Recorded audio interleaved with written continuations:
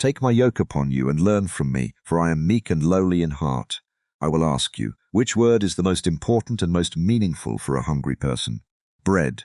Which word is the most important for a thirsty person? Water. Which word is the most important for a sick person? Health. And for those who are learning, you answered the first 3 questions well, but you could not answer the last one. Why is bread the most important word for a hungry person? The same law reigns in life. Therefore, I want to urge you to understand all words as you understand the word bread. When the word bread is pronounced, the power it carries, the life it contains, immediately stands out in our mind. And so, bread is the most important word because it not only satisfies hunger, but also provides what a person needs to continue on his way. Which word from the spiritual world corresponds to the word bread? Since you are preparing for work in life, it is desirable that you begin to understand the meaning of words. All of you have been students in departments, in classes, and some in higher schools, and you know how the teacher successively discovers the first, second, third, and the rest of the letters, then teaches how they are combined, then discovers the numbers, combines them, and so on. Other subjects. Words on earth play the same role, and when you understand their inner meaning, you will see that they are quantities. For example, the teacher tells you to decompose the number 10. Into how many parts can you decompose it? Into 2, into 5, and into 10. If you decompose it into 2, into 5, and into 10, will the ratios be the same? If 2 people divide the 10 lever, each of them will take 5 lever. If 5 people divide them, each of them will take 2 lever, and if 10 people divide them, each will take 1 lever. From the point of view of earthly life, you would prefer to have 5 lever rather than 2 or 1 lever, but in the spiritual world they always prefer the unit. It has more meaning, more value than the number 5. Let's assume that your father left an inheritance of 5 kilos of wheat in the barn and 1 kilo sown in the field. Which of the 2 would you want when dividing? When you think about yourself, about your own good, you have the 5 kilos in the barn, and when you think about others, then you will prefer the 1 kilo sown in the field. What is important is what is sown in the field. Therefore, modern women must learn to sow. You know how to sift flour, but it is already ready, ground, but you do not know how to sow wheat in the field, nor do you know its time when it should be sown. With this I point you to the inner great law, which is like the first thread of a sock. How do you teach your children to knit socks? First, to make 1 loop, then a second, third, fourth, etc., which connect and braid a wheel, and so they go up, forming rows one after the other. Knitting is a whole art, and you ask, is there any sense in a person knitting a sock? Yes. The meaning of life is also in knitting, living knitting. Some think that when they attend school, they will be given everything ready-made. No, they will first make loops. The student must learn to knit, and the one who does not learn will buy ready-made socks from the market. But if in this world there are shops, in the spiritual one there are none, there is nowhere to buy them. If someone does not know how to knit, he must find others in the spiritual world who know this art and also love it, so that they can knit him socks. There. Socks are knitted quickly. If no one loves you, you will not have socks. There is an analogy between earthly and spiritual life. You understand this yourself. When you were children, you were joyful, cheerful, but when you started to grow old, your mood disappeared. Why? Because you gave earthly life a greater value than it actually is worth, in commercial terms.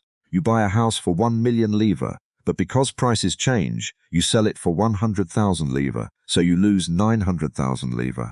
In this case, this is a loss. You value earthly life dearly and are ready to give everything dear and precious for it, to sacrifice both mind and heart. This is a big mistake. I am not saying that you should despise this life, but for everything you should give as much as it is worth. For example, the 1, the 2, the 3, the 4, each number has its own special value. But if another division comes, in which the 1 begins to be divided into smaller parts, the 2 also, the value of these numbers is reduced even more. As for earthly life, you must learn its inner meaning, sir. That is, the life of your consciousness. In what does the power of this inner life lie?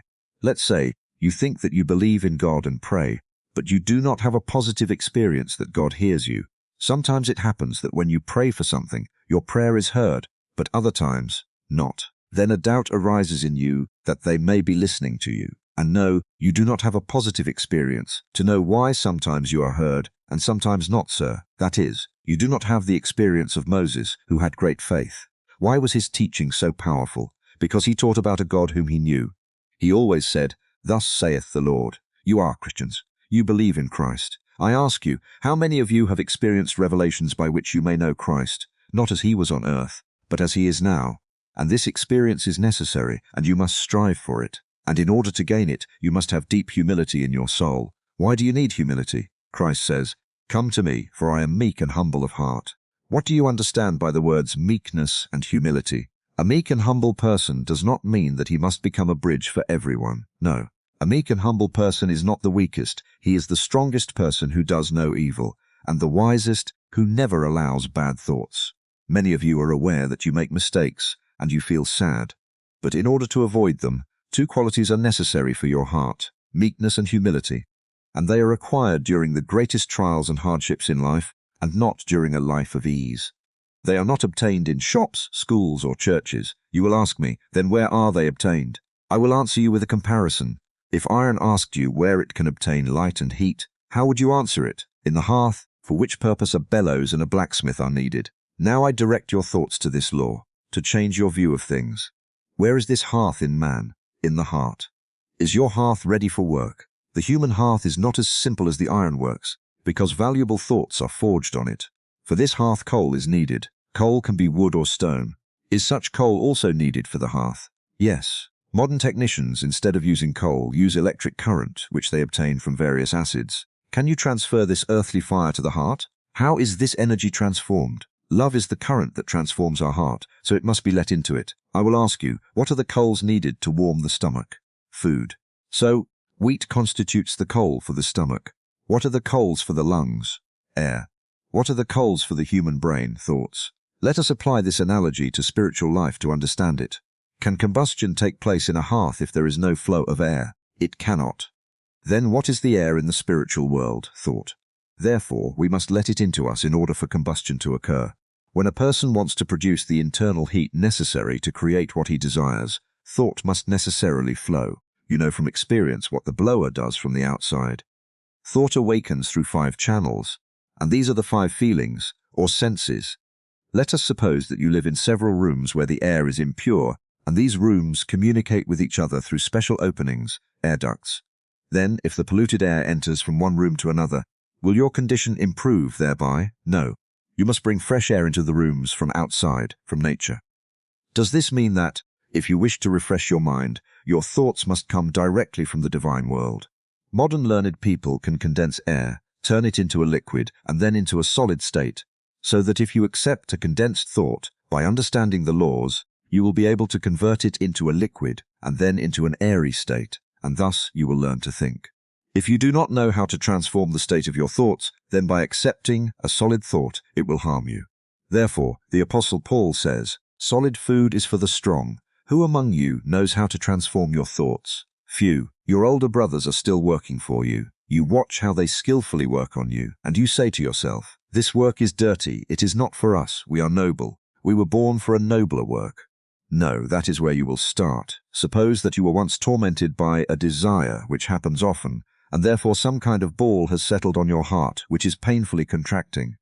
What is this ball? How does it contract your heart? What is contraction? Modern science says that bodies contract from the cold and expand from heat. Therefore, when you feel that your heart has contracted, I say that you have negative desires and thoughts such as hatred, envy, resentment, etc. This hatred may be in your consciousness, you can see it, or it may come out karmically from your subconscious. You do not know its cause, and you feel your heart contracted. From this contraction of the heart, the navel often develops. Many of you suffer from a developed navel. It is not pleasant for someone's navel to develop, so Bulgarians try to twist it. I will explain to you what a developed navel is. You know that when a child is in its mother's womb, it feeds through its navel. When you feed your children with a pacifier, if it develops and unclogs, the child cannot feed. Now you are thinking, is this a simple matter? Are we going to deal with the navel? The greatest suffering of people, I tell you, is in this development of the navel. As soon as the navel develops in a spiritual sense, a person is not normal, there is some anomaly in his feelings. The winding of this stomach brain is nothing other than putting its forces in an active state, sir. That is, 2, with they are positive. The solar node serves more human magnetism, and the brain electricity. These 2 currents cross. And at the place where this crossing occurs, movement is formed. Those who suffer from neurasthenia feel a special crawling from top to bottom, These are the molecules of electricity that crawl along the nervous system. When they come into contact with magnetism, a warmth is immediately felt that develops from bottom to top. After that, neurasthenics again feel a cooling, then warming again, and so on. With these sudden changes, a person catches a cold. In the spiritual world, these sudden changes are not tolerated. There must be a correct exchange between the head and the sympathetic nervous system, or the solar node, or, to put it another way, musically, there must be harmony between the mind and the heart. The heart functions through the stomach-brain, and the mind through the nervous system. All spiritual people who want to tone themselves can, because there are ways to tone the brain, the sympathetic nervous system. This toning is necessary because, if the wires of the nervous system are not prepared, thoughts and feelings cannot be transmitted to the outside world properly. The nervous system can be made so sensitive that the slightest nudge causes it pain. With every nudge, or with every sideways glance, you boil. Looking sideways is nothing but currents that come out of your eyes. The currents of thought are the strongest, and they are not regulated directly by the human will. You must learn to regulate your eyes. When you look at someone, the invisible world must send its blessing from that glance. In all people who want to learn, there is a desire not to give, but to take. Their eyes are not like pipes through which water is sent, but are like suction cups, pumps. They are not needed. The exchange must be done correctly. As much as you take, so much you give. Living nature never tolerates falsehood. If it gives you 1 kilogram of wool, it will tell you. From this wool, this much will be lost during washing, this much during spinning, and 700 grams of clean, good wool will remain, so 300 grams are lost. If you lose more of these 700 grams, it will ask you where this wool is, and will show you that you are careless. From 300 grams of discarded wool, a woman can make an entire suit. You are not successful today because you are throwing away a lot of wool. A feeling comes, you say, this feeling is out, I will take another. You throw this away, you throw that away, and then you come to your living mother, who says that your wool does not have 700 grams left, but only 300 grams. This is due to the fact that you do not have that humility and meekness that Christ had. You come with those notions of your past greatness with which you were in heaven. No, you are not here royal daughters. It is said of Christ that, finding himself in the form and likeness of a servant, he humbled himself. You have come to earth many times, and now you have come to learn, but in order to learn, you must understand the fundamental laws that God has put into life. I will leave you with this fundamental thought. The laws will not change for your whims, whether you know it or not. Whether you are rich or poor, whether you have heard it or not. The living law excuses no one, it changes for no one. The way in which we can do good is one, it does not change. It is required by the divine world that the relations you have with one another be pure, no more, no less. Your relationship should be like that of a baker, who is given first-class flour, and according to the law, it is known what weight and purity this flour should have, but he takes part of it, hides it, and puts it in a simpler form, and thereby spoils the good bread. You often practice this art, sir. That is, you spoil the good feelings that God has given you. You mix them with bad ones. But from the invisible world you are often audited, and if they see that your bread is adulterated, they fine you mercilessly. God is fair to all actions. When we sin unconsciously, he excuses us, but when we sin consciously, he holds us accountable. You all want to learn to do the will of God, but I ask, why don't you start? You say, we don't know. Ignorance is not absolute. You know many things. From what you know, you must strive for what you don't know. If you compare a lower animal with a man, there is a big difference. It takes a long time for him to become familiar with the basic elements of life, because in every life there are elements that must be mastered. First of all, as a rule, you will know how to save energy, but to waste time. Energy is acquired with great difficulty. You see this in various patients, such as neurasthenics, etc. The strength that God has put in you, waste it wisely. I am not talking to you about what has already been lost, but about what is left. Keep it, use it wisely. I am not instilling in you the idea of keeping it, but of wasting it wisely. When a person is healthy, he never loses his energy, but when these internal voids begin to form, the energy itself begins to flow out of you, and then you resemble a broken pitcher. Do you know what they do with such a pitcher? They pour wax on it, with this and that, but it is only temporary. I do not want you to come to the position of patching up your cracks with wax. Christ says, "Come to me, for I am meek and humble of heart." When a person acquires this art, to become meek and humble, he will notice in himself an internal process of rejuvenation. Meekness and humility are a method of healing from various ailments. So, in the first lesson, Set these two elements as a basis, meekness and humility, and let's see which of you will take the prize. When a student has mastered the art of sewing, painting, playing the piano, or any other art, they check how he learned what was taught. So they will check you too. I am talking to you about meekness and humility, because many of you think that you can do without these qualities. No, they are the foundation of earthly life, and one cannot take a step forward without them. No secret, no art can be learned without meekness and humility. They are the capital. It is said, God opposes the proud, but gives grace to the humble. Conditions for development. It can be proven through statistics that all the great, learned people who have given something to the world, who have done something for the good of humanity, who have raised it a step forward, were humble and meek people. It is said of Moses that he was the meekest man among the people of that time. His disciples laid all their mistakes on his back, and he bore them.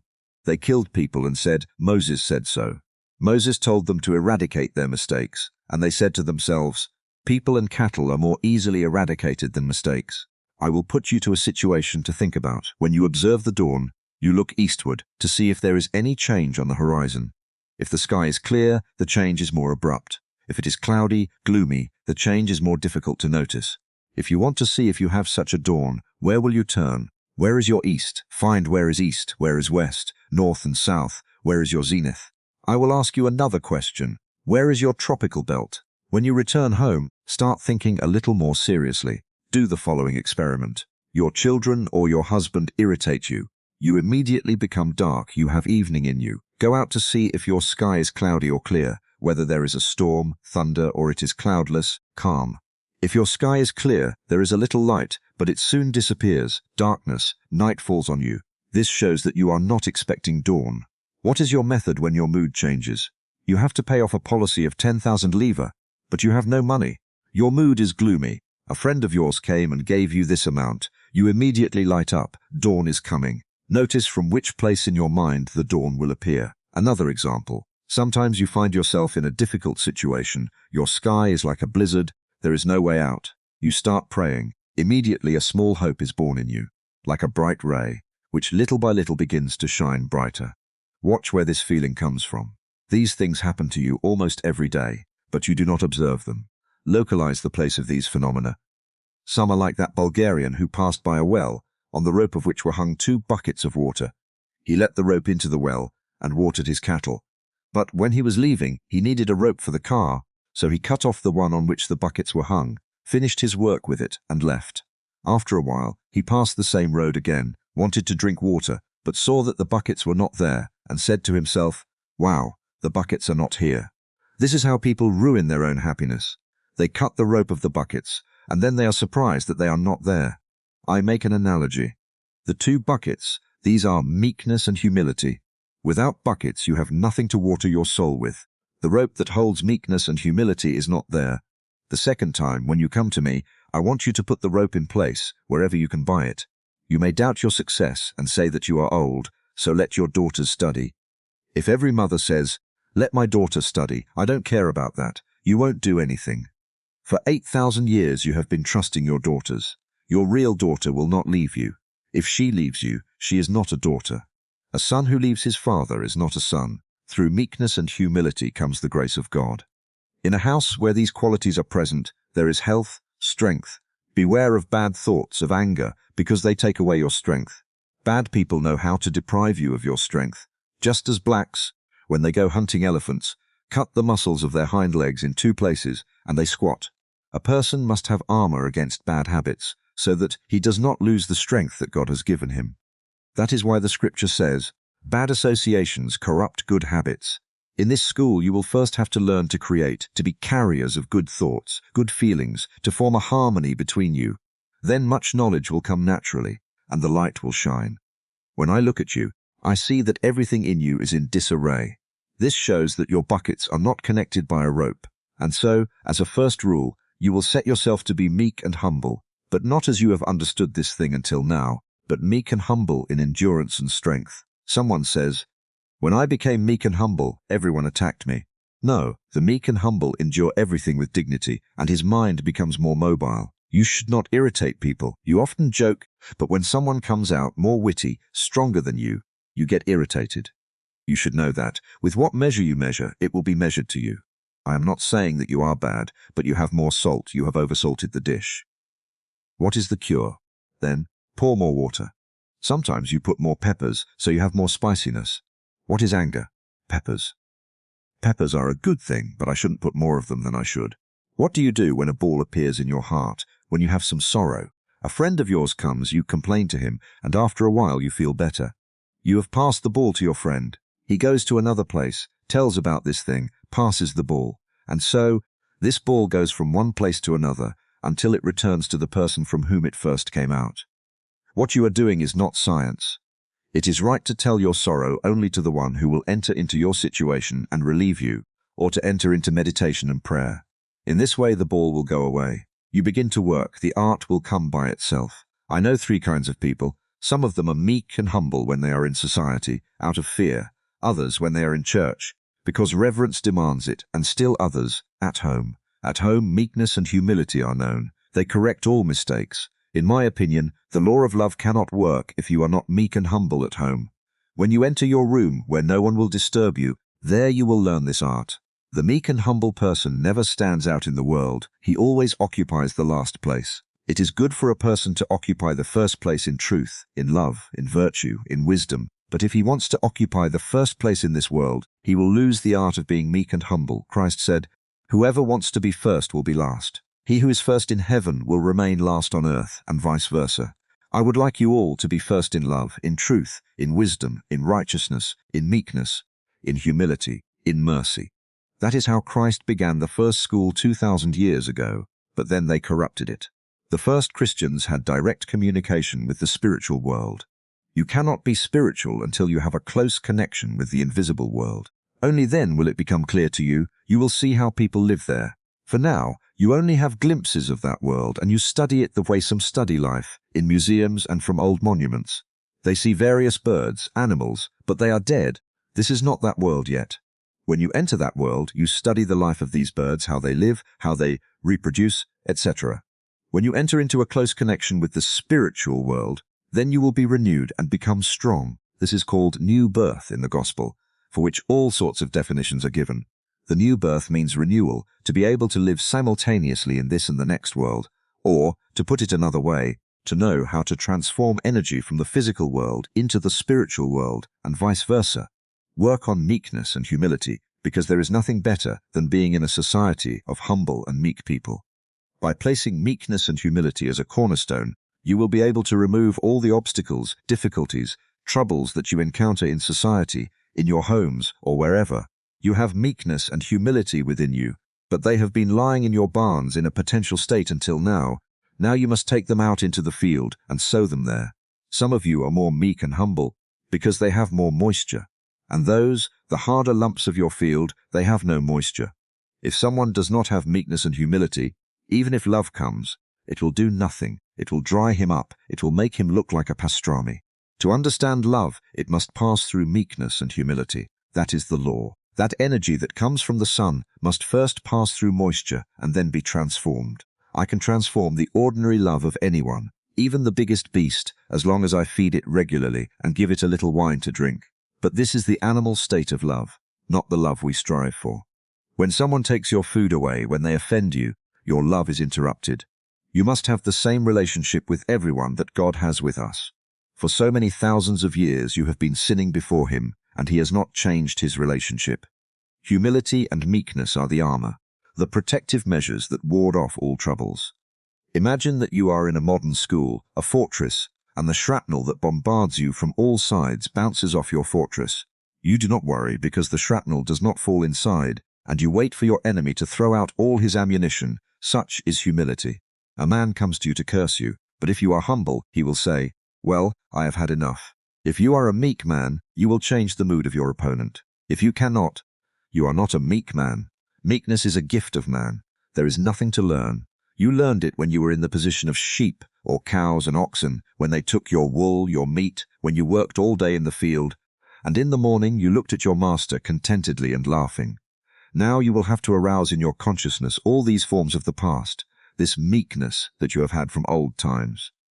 The modern clothes you wear now are not so comfortable, hygienic, so when you return home, You put on your old clothes. Put faith in your mind and know that for him who believes, everything is possible. He who does not have meekness and humility, only he cannot.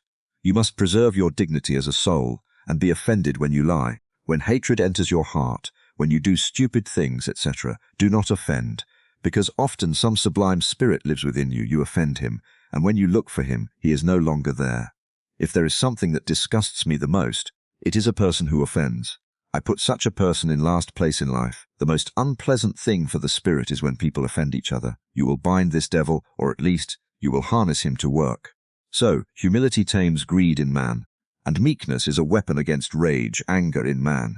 You will have to group yourselves in groups of several, for example, 2, 3, 4, at most 10, choosing those with whom you harmonize.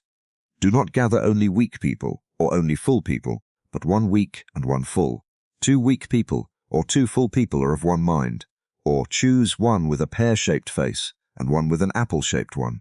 By dividing yourselves according to your temperaments, the magnetic currents will be able to circulate correctly. It is good to always remain so arranged. This is necessary for the internal renewal of the organism.